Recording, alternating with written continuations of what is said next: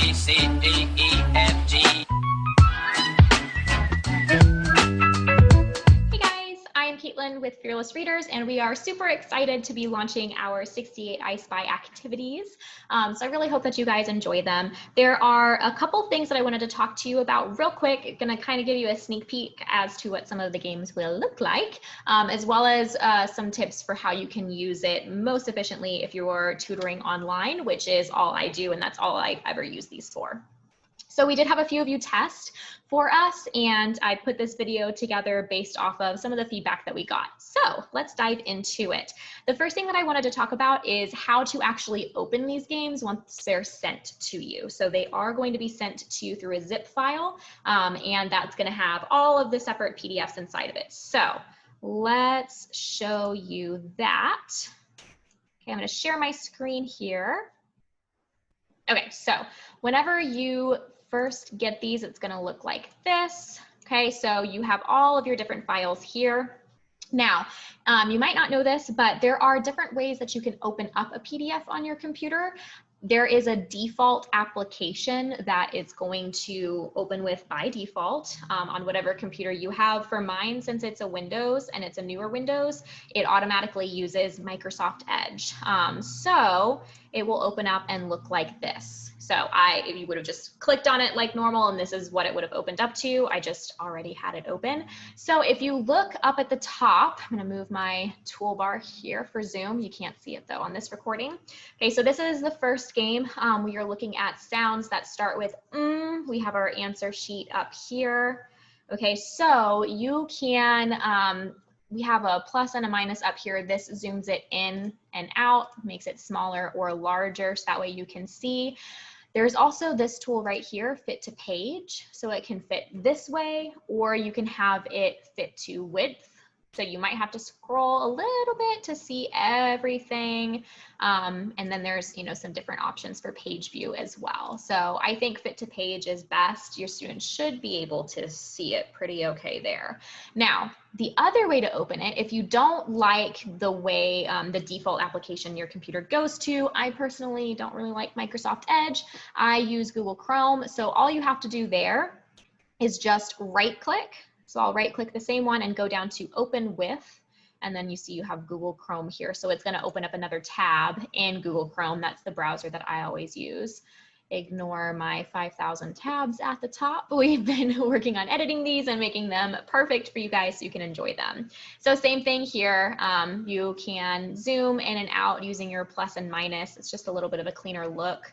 And I like that I can just switch through tabs really easily here. So just pick whichever one you want. We have a space one. Here's foods that make me say, some different options here for you to look through. Okay, so the other thing that I wanted to talk about, a few of our testers mentioned that it would have been nice if the students could circle the answers as they find them. So that actually is an option that you have.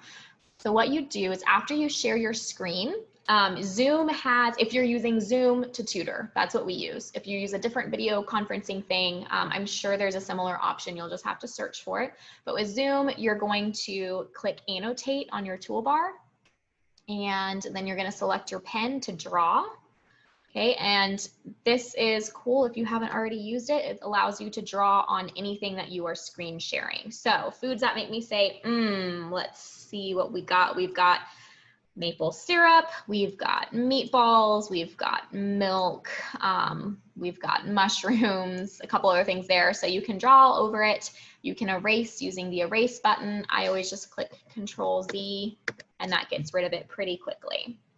Okay, so that is that. I'm going to stop my screen sharing. Hello again. Okay, so a few other things that I wanted to talk about is how you can screenshot. So if you don't want to use the PDF how we showed you, if you tutor with like OneNote or you want to put it into PowerPoint or something like that, you can do that as well pretty easily. So share my screen again. Here we go. Okay, depending on your computer, again, I'm using Windows. If you have a newer edition of Windows, close out of all my downloads here. Oh, and that makes the screen a little bit bigger for you. So with Windows, it has something called a snipping tool This is, I think, the best way to screenshot, because if you just do a keyboard shortcut to screenshot, it gets your whole screen. So you'll have all this and you'll have to go in and edit. If you just use the snipping tool, it pops up here, you click new.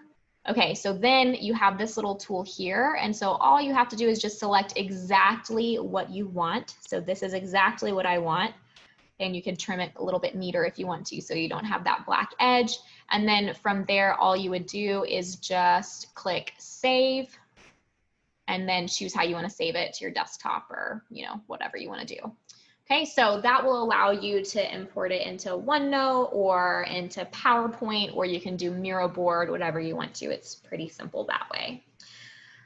Okay, so the next thing I did want to mention, looking at my notes here, is that all of these images were created, we're giving them to you in high quality PDF. I know a few of you are only tutoring remotely right now because of the COVID situation and you plan on going back to in person.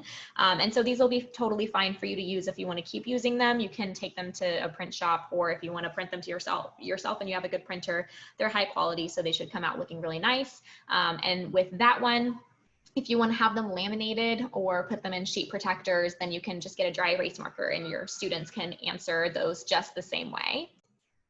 And the last thing that I wanted to talk to you about in terms of the way that we designed these, we did create them to be very versatile. So for each lesson in Foundation and Sounds, there's typically 2 sounds, and we have a lot of different games to choose from in there. So we made, some of them are a little bit easier because a lot of students in Foundation and Sounds are younger, 6-7-year-olds, and they don't have as extensive of a vocabulary. So some of these games are a lot easier, but some of the games are a little harder as well. I have an older student who is in book 3 of Barton, and she really likes playing these games as well. So we just choose the ones that are a little harder.